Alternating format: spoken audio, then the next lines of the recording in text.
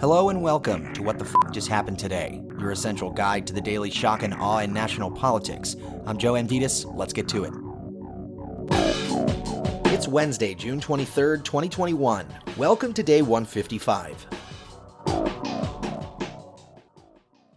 Nancy Pelosi plans to appoint a select committee to investigate the January 6th insurrection at the Capitol after Senate Republicans blocked the creation of an independent bipartisan commission.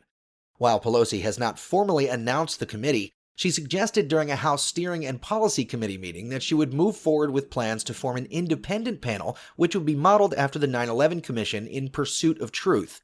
The House passed legislation last month to establish a bipartisan commission, but Senate Republicans filibustered the bill.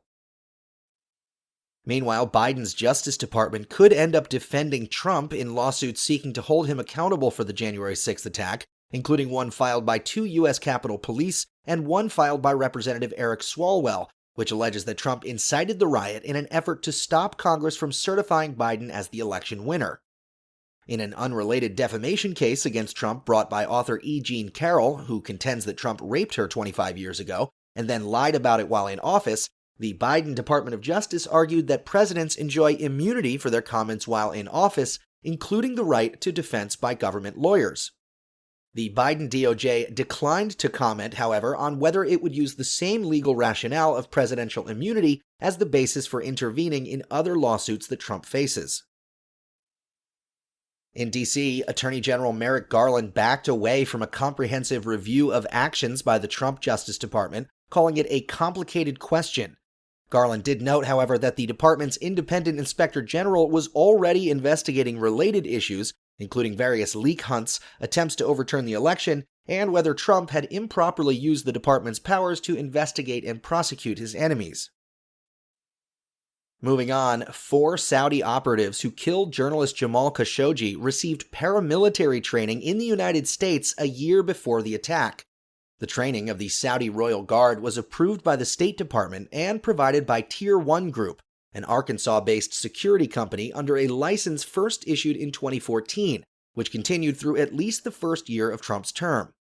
Khashoggi was strangled and then dismembered in 2018 after he entered the Saudi consulate in Istanbul.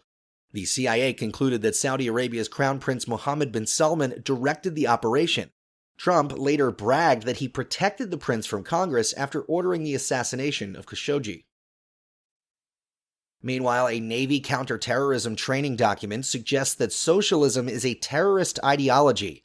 A section of the training document titled Introduction to Terrorism/Terrorist Operations groups anarchists, socialists, and neo-Nazis into the same political terrorist ideological category. The training document is designed for Masters at Arms, the Navy's internal police. Moving on, roughly 900 Secret Service employees tested positive for the coronavirus since March 2020. More than half of them, totaling 477, were responsible for protecting Trump and Mike Pence, as well as their families and other government officials.